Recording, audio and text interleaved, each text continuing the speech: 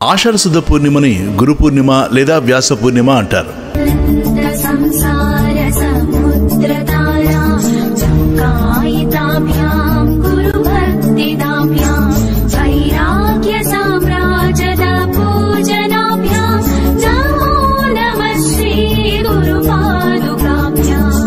హిందూ సంప్రదాయం ప్రకారం తల్లిదండ్రుల తర్వాత స్థానం గురువుదే.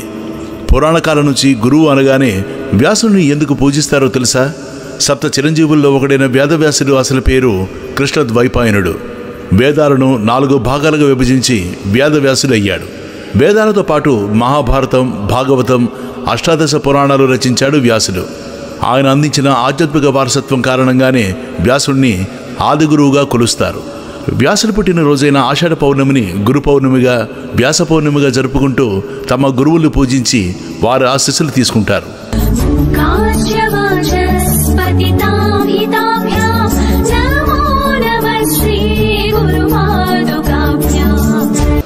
సూర్య సమాన తేజస్సుతో సర్వ వేద జ్ఞానంతో జన్మించిన వ్యాసుడు తపస్సుకు వెడుతున్నా అని తల్లితో చెబుతాడు. అయితే ఎప్పుడు స్మరిస్తే అప్పుడు తప్పక వస్తా అని మాటిచ్చి వెళ్ళిపోతాడు. చిన్నప్పుడే ద్వీపంలో వదిలేయడం వల్ల ద్వైపాయనుడు, కృష్ణద్వైపాయనుడు అని వ్యాసుని పిలుస్తారు. మహాభారతాన్ని రచించిన వ్యాస మహర్షి భారత కథలో భాగమై ఉన్నాడు. అయినప్పటికీ కర్తవ్య నిర్వహణ మాత్రమే చేస్తూ మిగిలిన వారికి కర్తవ్య బోధ చేస్తూ తిరిగి తన దారిని తాను వెళ్ళిపోతాడు. మహాభారతం, భాగవతంతో పాటు అష్టాదశ పురాణాలు సైతం వ్యాసుడు అందించారు. వేదాలను 4 భాగాలుగా చేశాడు కాబట్టే వేదవ్యాసులని పేరొచ్చింది. వ్యాసుని పుట్టినరోజును గురు పూర్ణిమగా జరుపుకుంటున్నాం కాబట్టి దీనికి వ్యాస పూర్ణిమ అని కూడా అంటారు. మౌనం వ్యాఖ్యా ప్రకటిత పరబ్రహ్మతత్వం యువానం వర్షేష్ఠాంతే వసదృషి గణైః ఆవృతం బ్రహ్మనిష్టైః. కొన్నేళ్ల క్రిందట గురుకులాలు ఉండేవి. అలా ఒకానొక గురుకులాశ్రమంలో ఒక గురువుగారు ఉండేవారు. ఆయన పేరు వేదధర్ముడు. ఆయన సర్వశాస్త్ర కోవిదుడు, జ్యోతిష శాస్త్రాల్లో దిట్ట. ఈయన ఎందరో పిల్లల్ని చేరదీసి ఆయన వద్ద ఉంచుకుని భోజనం పెట్టి ఆశ్రయం కల్పించి ఆయనకొచ్చిన విద్యలన్నిటినీ నిస్వార్థంగా బోధిస్తూ ఉండేవారు. అలా ఈయన వద్ద కౌత్సుడు అనే ఒక శిష్యుడు ఎంతో గురుభక్తితో ఉంటూ విద్యను అభ్యసిస్తూ తను కూడా జ్యోతిష శాస్త్రాల్లో పట్టు సాధించాడు. చదువు ముగిసిపోయాక శిష్యులంతా స్నాతక సభ ముగించుకొని గురువుని, ఆశ్రమాన్ని వదిలి వెళ్ళిపోయేవారు. అలా కౌత్సుని విద్య కూడా చివరకు వచ్చేసిన సందర్భంలో ఒకసారి గురువుగారు ఏదో పని మీద ఊరు వెడుతూ ఆశ్రమ బాధ్యతలన్నింటినీ కౌత్సునికి అప్పగించి వెళ్లారు. ఆయన తిరిగి వచ్చేసరికి ఆయన లేని లోటు లేకుండా అన్నీ యథావిధిగా జరుగుతూ ఉండడం చూసి సంతృప్తితో ఆనందించారు గురువుగారు. ఇదిలా ఉండగా స్నాతక సభ జరిగే రోజు రానే వచ్చింది. అందరూ గురువుగారితో తమకున్న అనుబంధాన్ని చెప్పుకొని ఆయన వద్ద ఆశీర్వచనాలు తీసుకుని తమ తల్లిదండ్రులతో తమ ఇళ్లకు వెళ్ళిపోయారు. ఈ కౌత్సును మాత్రం నోరు మెదపలేదు. తల్లిదండ్రులు ఎంత బ్రతిమారినా వాళ్లతో వెళ్ళడానికి విముఖత చూపించాడు. చేసేది లేక అతని తల్లిదండ్రులు వెళ్ళిపోయారు. గురువుగారు ఇతను పిలిచి తను మాత్రం వెళ్ళకపోవడానికి కారణమేమిటని అడిగారు. అప్పుడు కౌత్సులు బోరున విలిపిస్తూ, గురువుగారు, మీరు పొరుగురు వెళ్ళినప్పుడు మీరు నేర్పిన జ్యోతిష విద్యతో మీ జాతకం చూశాను. ఈ కార్తీక మాసం 15 రోజుల్లో తమకి దారుణమైన కుష్ఠరోగం రాబోతోందని మీ గ్రహస్థితి చెబుతోంది. నాకు చదువు నేర్పించి తిండి పెట్టిన మిమ్మల్ని కష్టమైన కాలంలో వదిలి వెళ్ళలేను. కనుక మీతోనే ఉండి సేవలు చేసి మీరు ఆరోగ్యవంతులైన తర్వాతే వెడతాను. అప్పటిదాకా మిమ్మల్ని వదిలిపోను అన్నాడు. అది విన్న గురువుగారు ఆశ్చర్యం, ఆనందం, దుఃఖం అన్నిటినీ కలగలిపిన ఒక అనుభూతితో ఆనంద భాష్పాలు రాల్చారు. కౌత్సును మాత్రం ఈయనకి ఆ వ్యాధి రాకుండా ఏం చేయాలో ఆలోచించి గురువుగారితో జపాలు, పూజలు, యాగాలు చేద్దాం, తద్వారా మీకు ఈ రోగం అంటదు అన్నాడు. దానికి గురువుగారు ప్రారబ్ధం భోగతో నశ్యేత్ అన్నట్టుగా ప్రారబ్ధం అన్నది ఎప్పుడైనా అనుభవించాల్సిందే. కనుక ఇప్పుడు అనుభవించి నేను విముక్తిని అవుతున్నాను అన్న ఆనందంతో ఉన్నాను. కనుక నువ్వు బాధపడకు అన్నారు. అప్పుడు గురువుగారి మాటను కాదనలేక కాశీలో పాపం చేసినా పుణ్యం చేసినా రెట్టింపు ఫలం వస్తుంది అంటారు గనక మనం అక్కడికి వెళ్ళి పుణ్యకార్యాలు చేద్దాం, తద్వారా మీరు త్వరగా కోలుకుంటారు అన్నాడు. సరే అని ఇద్దరూ అక్కడికి ప్రయాణమయ్యారు.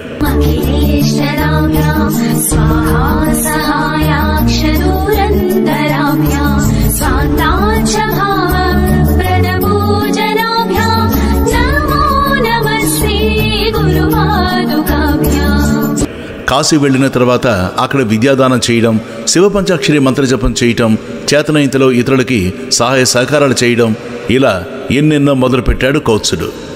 మిట్ట మధ్యాహ్నం కాళ్ళకి చెప్పులు లేకుండా జోలి పట్టుకుని తిరిగి అన్నాన్ని తెచ్చి గురువుగారికి పెట్టి తాను తినేవాడు. ఒక్కోసారి గురువుగారు ఆయన తినక, తనను తిననీయక అన్నాన్ని విసిరివేసేవారు. చీటికి మాటికి కౌత్సుడిని కొట్టడం, తిట్టడం, చేదరించుకోవడం వంటివి చేసేవారు. అయినా కూడా ఎక్కడా విసుక్కోకుండా గురువుగారికి వ్యాధి ముదిరి మరింత బాధపెడుతోంది కాబోలు. పల్లెత్తు మాటనని ఈయన ఇలా ప్రవర్తించడానికి కారణం అదే అనుకుంటూ మరింత సేవ చేసేవాడు. కౌత్సుడి గురుభక్తిని గమనిస్తున్న బ్రహ్మ, విష్ణు, మహేశ్వరులు ఒక పందెం వేసుకున్నారు. మన ముగ్గురిలో ఎవరు కౌత్సుడిని గురువుగారి వద్ద నుంచి పంపుతారో వారే మనలో గొప్పవారు అని.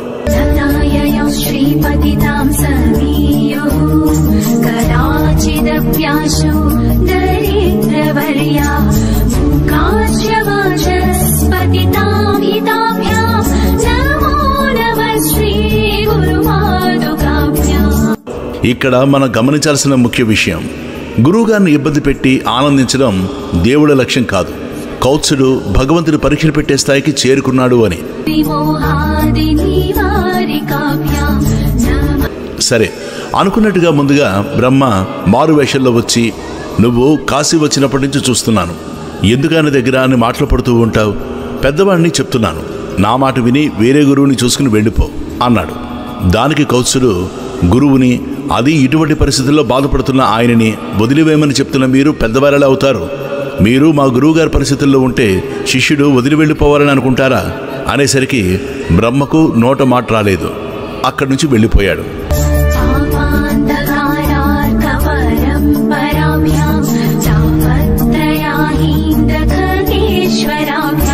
తదుపరి విష్ణువు మారువేషంలో వచ్చి, రోగంతో ఉన్న గురువుగారికి సేవ చేస్తున్నందుకు నిన్ను మనస్ఫూర్తిగా అభినందిస్తున్నాను. కానీ చేసిన మేలు మరిచే కృతజ్ఞులకి సేవ చేస్తే పాపం కూడా వస్తుంది, కనుక ఆయనని వదిలి వెళ్ళిపో అన్నాడు. దానికి కౌత్సుడు, కృతజ్ఞత అన్నది ఏదైనా ఉంటే ఇటువంటి సమయంలో వదిలి వెళ్ళిపోతే నాదవుతుంది.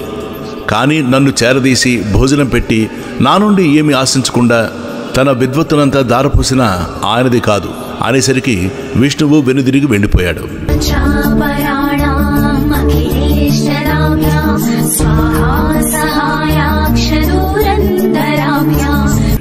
ఇక ఈశ్వరుడు మారువేషంలో వెళ్ళి, మానవ సేవే మాధవ సేవ అన్న మాట వాస్తవమే, కానీ ఇలా చీత్కారాలు పొందుతూ ఎందుకు? తను తినడం మానేయడమే కాక నువ్వు తినే వీలు లేకుండా అన్నం నేలపాలు చేయడం తప్పు కదా. నువ్వు దూరమైతేనే నీ విలువ తెలుస్తుంది, కనుక కొన్నాళ్ళు దూరంగా ఉండు అన్నాడు. దానికి కౌత్సుడు సాష్టాంగపడి, తిండికి లేక బాధపడే నాకు తిండి పెట్టడమే ఎక్కువ, పైగా జీవితమంతా తిండిని పొందగల విలువనిచ్చే విలువైన విద్యని నాకు ధారపోశారు. కొన్ని సంవత్సరాల పాటు ఉచితంగా భోజనం పెట్టి వృద్ధి చేసిన ఆయనకి కొన్ని రోజులు నన్ను ఉపవసించేలా చేసే హక్కుంది. కనుక మహానుభావ, వీలైతే నాకు ఒక సాయం చేయండి. ముందు ఇంకో ఇద్దరొచ్చారు, మీరిక్కడే కాపలా ఉండి ఇలాంటి అనవసరమైన నీతులు మరెవరూ చెప్పకుండా చేయండి చాలు అన్నాడు.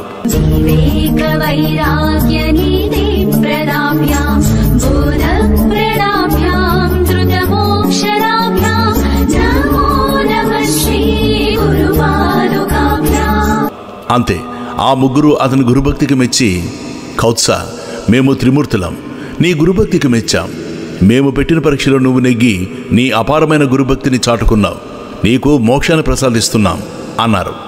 దానికి ఆనందించిన కౌత్సుడు, మీ దర్శన భాగ్యం నా అదృష్టం, మీ గురించి నాకు చెప్పింది మా గురువుగారే, ఇప్పుడు మీ దర్శన భాగ్యం కలిగించింది కూడా ఆ గురువుగారే, కనుక నాకు నా గురువే బ్రహ్మ, గురువే విష్ణువు, గురువే మహేశ్వరుడు. మీ ముగ్గురిని సృష్టించిన ఆ పరబ్రహ్మ ఎవరైతే ఉన్నారో ఆయన కూడా నాకు నా గురువే. అందువలన నాకు మోక్షానికి అర్హత వచ్చింది. అంటే నాకు ఇన్ని నేర్పించి ఇంతలా తీర్చిదిద్దిన మా గురువు గారికి కూడా ఆ అర్హత ఉన్నట్లే, కనుక నాతో పాటు ఆయనకి మోక్షం ఇవ్వండి అన్నాడు. ఇటువంటి గురుభక్తి ఉన్నందుకు శిష్యుణ్ణి, అటువంటి గొప్ప శిష్యుణ్ణి తయారు చేసినందుకు గురువుని, ఇద్దరిని మెచ్చిన త్రిమూర్తులు ఇరువురికి మోక్షాన్ని ప్రసాదించారు.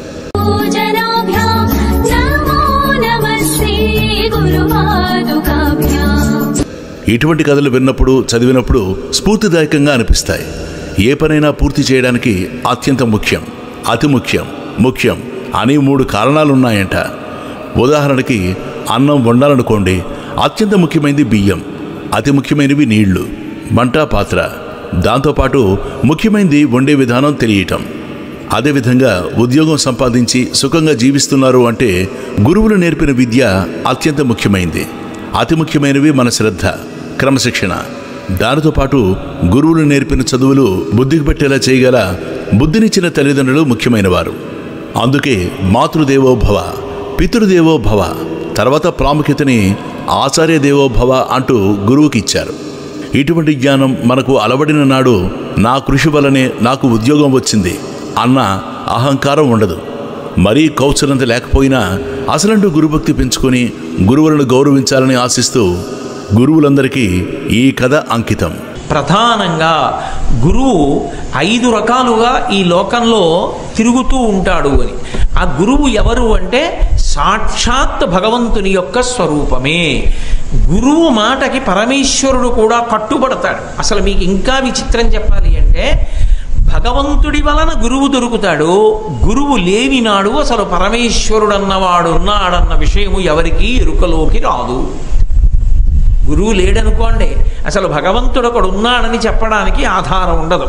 ఎందుకు ఉండదు అంటే భగవంతుడు కళ్ళ ఎదుట కనపడుతూ మనలా తిరుగుతూ కనపడే మనిషి కాడు. మన మాంసనేత్రములకు దొరకనివాడైనప్పటికీ ఆయన లోపలే ఉన్నటువంటి వాణ్ణి చూడడానికి ఎలా సాధన చెయ్యాలో, ఎలా లోపలికి వెళ్ళాలో నేర్పగలిగినటువంటి దక్షత గురువుకు ఉంటుంది. అందుకే అసలు గురువుగా ఎవరొచ్చారు ఈ లోకంలోకి అంటే పరమేశ్వరుడే గురువుగా వచ్చి మళ్ళీ పరమేశ్వరుడే మనకు అందించాడు.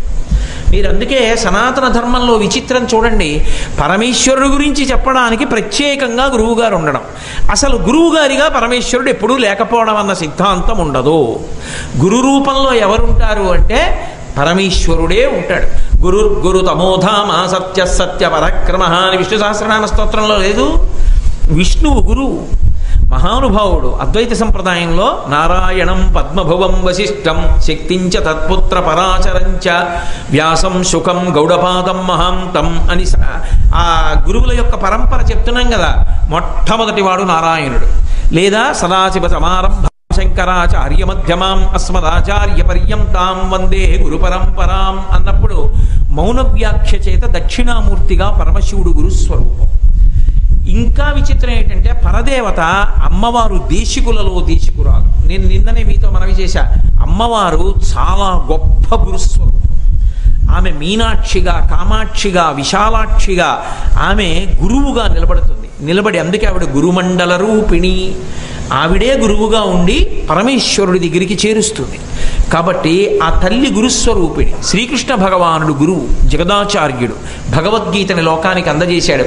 దత్తాత్రేయ స్వామి వారు జగద్గురువుల్లో కల్లా అగ్రగణ్యమైన స్థాయిని పొందినటువంటి జగద్గురువు. అటు శ్రీ విద్యా సంప్రదాయానికి, ఇటు అద్వైత సంప్రదాయానికి, అటు యోగ సిద్ధికి, మూడిటికి కూడా పతాక స్థాయిలో ఉండేటటువంటి గురువు దత్తాత్రేయ స్వామి. అటువంటి దత్తాత్రేయుల వారు గురువు.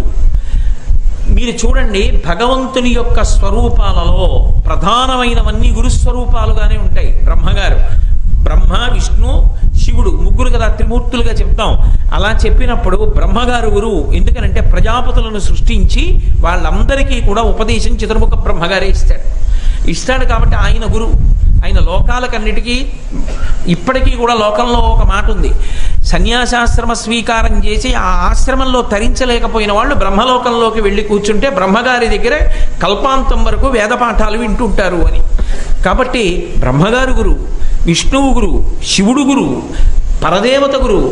గురువు కాని వాళ్ళు లేరు, వాళ్లే గురువులుగా వస్తారు. అసలు గురువుగా రావడం అన్నది గురు సంప్రదాయంలో, గురు పరంపరలో మొదటి గురువు ఎవరంటే పరమేశ్వరుడే. పరమేశ్వరుడే మొదటి గురువుగా వచ్చి తన గురించి తాను పరిచయం చేస్తాడు శాస్త్రాన్ని. లోకులు తనని పొందడానికి మార్గాన్ని చూపిస్తాడు. అది పరంపరగా వెళ్ళిపోతుంది. ఎక్కడో పర్వతం మీద పడినటువంటి వర్షం నదిగా మారి ఆ నది ప్రవహించి వచ్చి కాలవగా మారి కాలవగా ప్రవహించి ఊరు పక్కకు వచ్చి ఆ ఊరు పక్కన ఉన్నటువంటి కాలవలో స్నానం చేసి నీళ్లు తెచ్చుకుని తాగి మనం అన్నం వండుకున్నట్టు ఎక్కడో కొండ మీద పడినటువంటి నీరు చిట్ట చివర మన ఇంట్లోకి చేరుకుని మనం జీవితాన్ని నిలబెట్టుకోవడానికి కారణమైనట్టు మొట్టమొదటి గురువు గారి నోటి వెంట వచ్చినటువంటి మాటల్ని అలా పూర్వాచార్యులు పట్టుకుని గురువు తర్వాత గురువు, గురువు తర్వాత గురువు, గురువు తర్వాత గురువు, గురువు తర్వాత గురువుగా ముత్తాత, తాత, తండ్రి, కొడుకు ఎలా పరంపర వంశం వస్తుంటుందో అలాగే గురువులు కూడా అలా పరంపరాగతంగా వెడుతూనే ఉంటారు. అందుకే గురు సంప్రదాయమునందు ఉండేటటువంటి చమత్కారం ఏమిటంటే గురువు సాధన చేత భగవంతుణ్ణి అందించడం కాదు. ఒక్కొక్క స్థాయిలో గురువు ఎంత తీవ్ర స్థాయికి పెడతాడంటే ఈశ్వరుణ్ణి ఆదేశిస్తాడు, నువ్వు ఓసారి వెళ్ళి ఆయనకి కనపడరా అంటాడు. అంటే తన యందు అంత భక్తి చిత్తం ఉన్నటువంటి ఆ గురువు యొక్క మాటకి ఈశ్వరుడు వశుడై పెడతాడు. అంటే ఒక గురువు, ఒక పరమభక్తి తత్పరుడైనటువంటి వ్యక్తి మాట పరమశివుడు కూడా విని హవిష్యాన్నం తినడానికి వెళ్ళాడు అంటే గురువుని పట్టుకున్న శిష్యుడికి గురువు మందు ఆ నమ్మకం ఉంటే ఎందుకు తీరదు?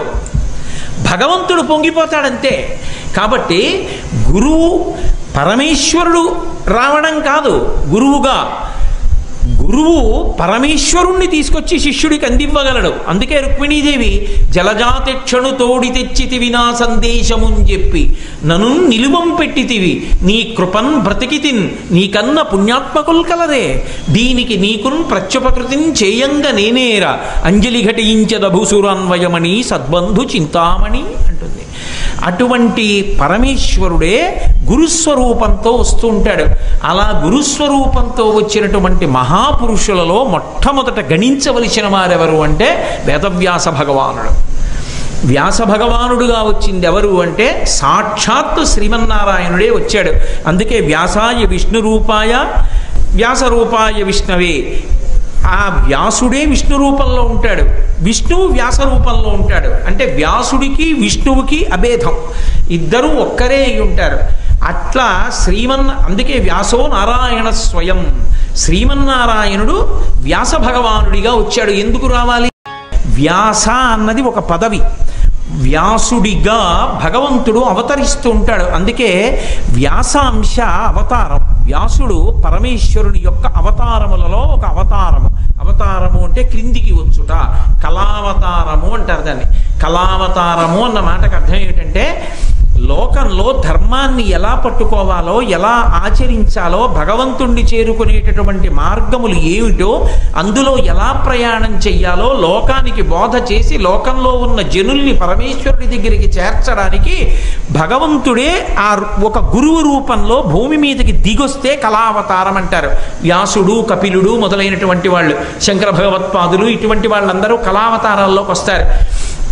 అటువంటి కళావతారంలో వ్యాసాయ విష్ణు రూపాయ వ్యాసరూపాయ విష్ణవే నమో వై బ్రహ్మనిధయే వాసిష్ఠాయ నమో నమః. వ్యాసుడు వేదములను విభాగము చేసి ఉండకపోతే ఇవాళ ఉన్నటువంటి ఆయు ప్రమాణానికి అసలు వేదం చదువుకున్నవాడు, వేదంలో ఉన్నటువంటి రీతిలో యజ్ఞయాగాది క్రతువులు జరిగేటట్టుగా చూడగలిగిన వాడు ఈ లోకంలో మిగిలి ఉండేవాడు కానే కాడు.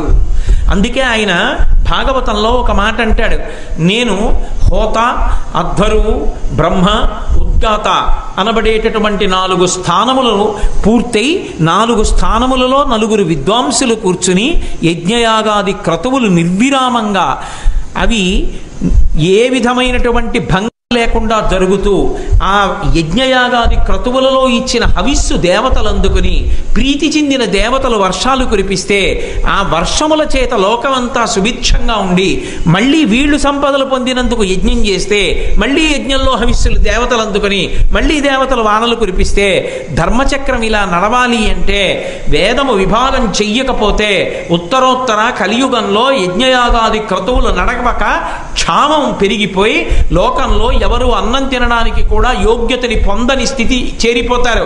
కాబట్టి నేను వేదాన్ని విభాగం చేస్తున్నానని వేద విభాగం చేసినటువంటి మహాపురుషుడు వ్యాసుడే. ఆ వ్యాసుడు లేని నాడు వేద విభాగం లేదు, వేద మంత్రం లేదు, యజ్ఞయాగాది క్రతువులు లేవు. 100 సంవత్సరముల ఆయుర్దాయంలో వేదంలో ఎవరు ఏది చదవగలరన్నది ఒక అయోమయావస్థ. అందుకే వేదవ్యాసుడు మహాపురుషుడు. ఆయన లేని నాడు లోకం అంతా కూడా గుడ్డిదైపోయి ఉంటుంది. వ్యాసుడి తర్వాత వచ్చినటువంటి ఎవరు ఏది చెప్పనివ్వండి, వ్యాసుడు చెప్పింది చెప్పాలి తప్ప వ్యాసుడు చెప్పనిది చెప్పడం ఎవరికీ సాధ్యం కాదు. ఇంకా ఎందుచేతనంటే 18 పురాణములను ఇచ్చినవాడు వ్యాసుడే, పంచమ వేదమైనటువంటి మహాభారతాన్ని ఇచ్చినటువంటి వాడు వ్యాసుడే. నేను జరిగినటువంటి కథ ఏది ఉన్నదో ఆ కథని లోకంలో సమస్తమైనటువంటి నీతి తెలియడానికి 4 వేదములలో ఉన్న సారాన్ని పిండుతాన్ని చంద్రవంశంలో ఉన్నటువంటి రాజుల కథగా మహాభారతాన్ని పంచమ వేదంగా అందించినటువంటి మహాపురుషుడు వేదవ్యాసుడు. అసలు ఉపనిషత్తుల యొక్క సారాంశమై జ్ఞానకాండకు ఆలవాలమై అయోమయం లేకుండా భగవత్తత్వాన్ని నిర్ణయించగలిగినటువంటి బ్రహ్మసూత్రములను మనకు అందించినటువంటి వాడు వ్యాసుడే, ఉపనిషత్తులను అందించినటువంటి వాడు వ్యాసుడే. అంతటి మహాపురుషుడు వ్యాసుడు. బ్రహ్మసూత్రాలు ఇచ్చాను, అష్టాదశ పురాణాలు ఇచ్చాను, అయినా నా మనసు ఎందుకో వెలితిగా ఉంది, ఎందుకు నాకు ఇలా నిరాశగా ఉన్నది అని ఒక చోట కూర్చున్నాడు. నారద మహర్షి వచ్చాడు. వచ్చి పిలుస్తూనే అద్భుతమైన మాటలతో పిలిచాడు. ధాతవు, భరతశ్రుతి విధాతవు, వేద పదార్థ జాత విజ్ఞాతవు, కామ ముఖ్య రిపుషట్క విజేతవు, వినీతుడవీవు చెలించి. ఏమిటయా వ్యాస, నువ్వే సామాన్యమైనటువంటి వాడివా? ధాతవు, ధాత అంటే సమస్తము తన యందున్నవాడు, ఆయనకి తెలియని విషయం లేదు. ధాతవు, భారత శృతి విధాతవు, భారతమనబడేటటువంటి కొత్త వేదాన్ని రచించిన వాడివి, పంచమ వేదాన్ని. నువ్వు బ్రహ్మతత్వ నిర్ణేతవు, పరబ్రహ్మం ఎలా ఉంటుందో చెప్పగలిగినటువంటి వాడివి, ఆ తత్వాన్ని నిర్ణయించగలిగినటువంటి వాడివి.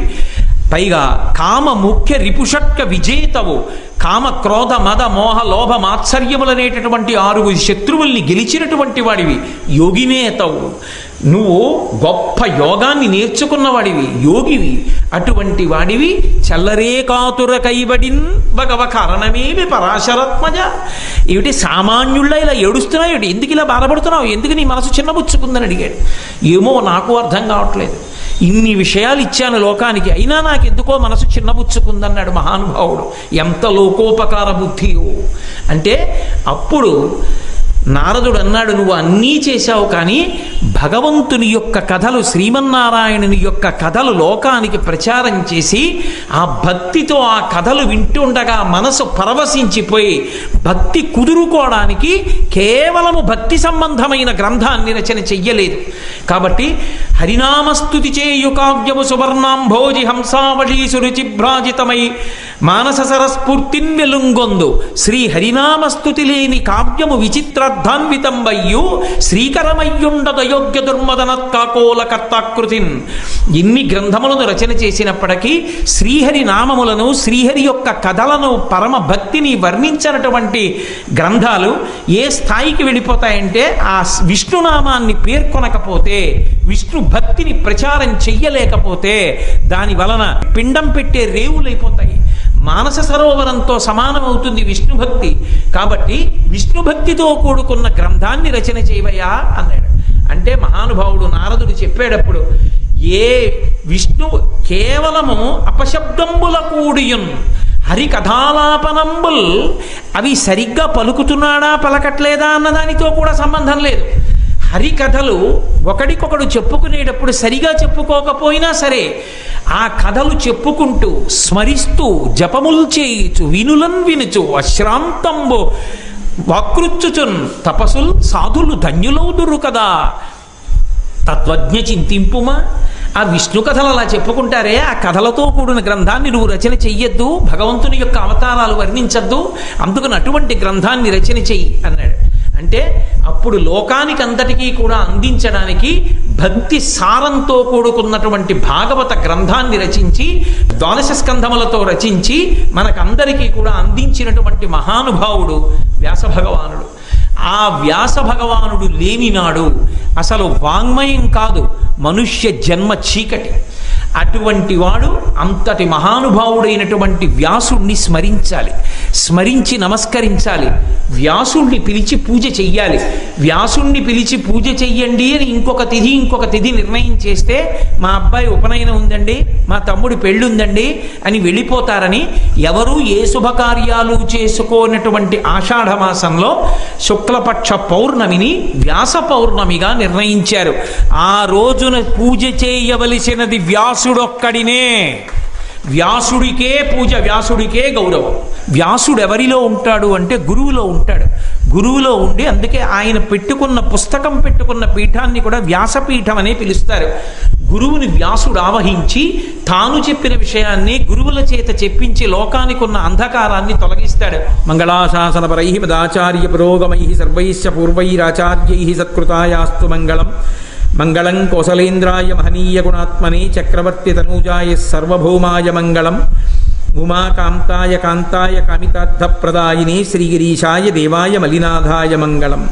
సర్వం శ్రీ ఉమామహేశ్వర పరబ్రహ్మార్పణమస్తు. స్వస్తి. గురు బ్రహ్మ గురు విష్ణు గురుర్దేవో మహేశ్వర గురు సాక్షాత్ పరబ్రహ్మ తస్మై శ్రీ గురవే నమః.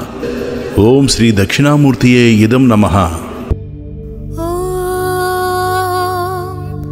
మౌనం వ్యాఖ్యా ప్రకటిత పరబ్రహ్మతత్వం యువానం వర్షిష్టాంతే వసతృషిః గణై ఆవృతం బ్రహ్మనిష్టైః ఆచార్యేంద్రం కరకలిత చిన్ముద్రమానందమూర్తిం స్వాత్మా రామం ముదితవదనం దక్షిణామూర్తిమీడే వటవిటపి సమీపే భూమిభాగే నిషण्णं सकलमुनिजनानां ज्ञानदातारमारात् त्रिभुवनगुरुमीशं दक्षिणामूर्तिदेवं जननमरणदुःखच्छेददक्षं नमामि. चित्रं वटतरोर्मूले वृद्धा शिष्या गुरुर्युवा गुरोस्तु मौनं व्याख्यानं शिष्यास्तु छिन्न संशया निधये सर्वविद्यानां भिषजे भवरोगिणां गुरवे सर्वलोकानां दक्षिणामूर्तये नमः. ॐ नमः प्रणवार्थाय शुद्धज्ञानैकमूर्तये निर्मलाय प्रशान्ताय दक्षिणामूर्तये नमः. चित्घनाय महेशाय वटमूलनिवासिने सच्चिदानन्दरूपाय दक्षिणामूर्तये नमः. ईश्वरो गुरुरात्मेति मूर्तिभेदविभागिने व्योमवद्व्याप्तदेहाय दक्षिणामूर्तये नमः. अंगुष्ठतर्जनी योगमुद्रा व्याजेन योगिनां श्रुत्यर्थं ब्रह्मजीवैक्यं दर्शयन् योगता शिवः. ॐ शान्ति शान्ति शान्तिः. विश्वं दर्पणदृश्यमाननगरी तुल्यं निजान्तर्गतं पश्यन्नात्मनि मायया बहिरिवोद्भूतं यथा निद्रया. यः साक्षात् कुरुते प्रबोधसमये स्वात्मानमेवाद्वयम् तस्मै श्रीगुरुमूर्तये नमः. इदं श्रीदक्षिणामूर्तये.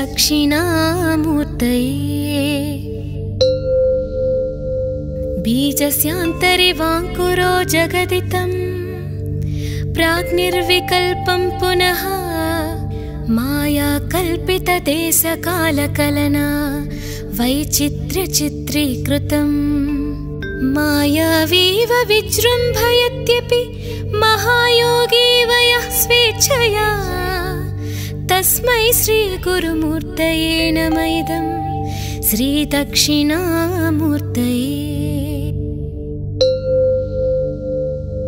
यस्तेव स्फुरणं सदात्मकमसत्कल्पार्थकं भासते साक्षात् तत्त्वमसीति वेदवचसा यो बोधयत्याश्रितान्।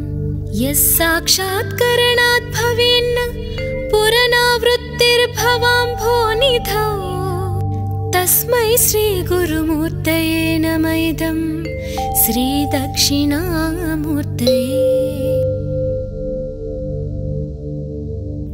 नानाचित्रघटोदरस्थित महादीपप्रभाभास्वरम् ज्ञानं यस्य तु चक्षुरादिकरण द्वारा बहिः स्पन्दते जानामीति तमेव भान्तमनुभात्ये तत्समस्तं जगत् तस्मै श्रीगुरुमूर्तये नमः इदं श्रीदक्षिणामूर्तये।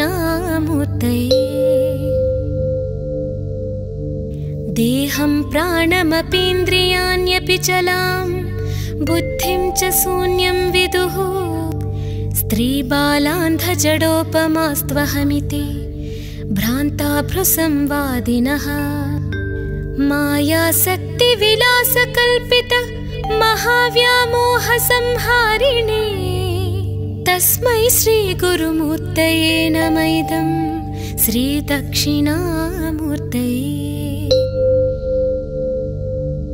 राहुग्रस्तदिवाकरेन्दुसदृशो मायासमाच्छादनात् सन्मात्रः करणोपसंहरणतो यो भूत्सुषुप्तः पुमान् प्रागस्वाप्समिति प्रबोधसमये यः प्रत्यभिज्ञायते तस्मै श्रीगुरुमूर्तये नमः इदं श्रीदक्षिणामूर्तये। बाल्यादिष्वपि जाग्रदादिषु तथा सर्वास्वस्थास्वपि व्यावृत्तास्वनुवर्तमान महामित्यन्तः स्फुरन्तं सदा स्वात्मानं प्रकटीकरोति भजतां यो मुद्रया भद्रया तस्मै श्रीगुरुमूर्तये नमः इदं श्रीदक्षिणामूर्तये। विश्वं पश्यति कार्यकारणतया स्वस्वामि सम्बन्धतः शिष्याचार्यतया तथैव पितृपुत्राद्यात्मना भेदतः स्वप्ने जागृति वाय एष पुरुषो माया परिभ्रामितः तस्मै श्रीगुरुमूर्तये नमः इदं श्रीदक्षिणामूर्तये। भूरम्भांस्यनलो नीलोम्बरमहार्नाथो हिमांशुः पुमान् इत्याभाति चराचरात्मकमिदं यस्त्यैव मूर्त्यष्टकं नान्यत् किञ्चन विद्यते विमृशतां यस्मात् परस्मात् विभो तस्मै श्रीगुरुमूर्तये नमः इदं श्रीदक्षिणामूर्तये। सर्वात्मत्वमिति स्फुटीकृतमिदं यस्मादमुष्मिंस्तवे तेनास्य श्रवणात् तदर्थ मननाध्यानात् च संकीर्तनात् सर्वात्मत्वमहाविभूतिसहितं स्यादीश्वरत्वं स्वतः सिद्धे तत्पुनरष्टधा परिणतं चैश्वर्यमव्याहतम् इति श्रीमच्छङ्कराचार्यविरचितं दक्षिणामूर्तिस्तोत्रं सम्पूर्णम्।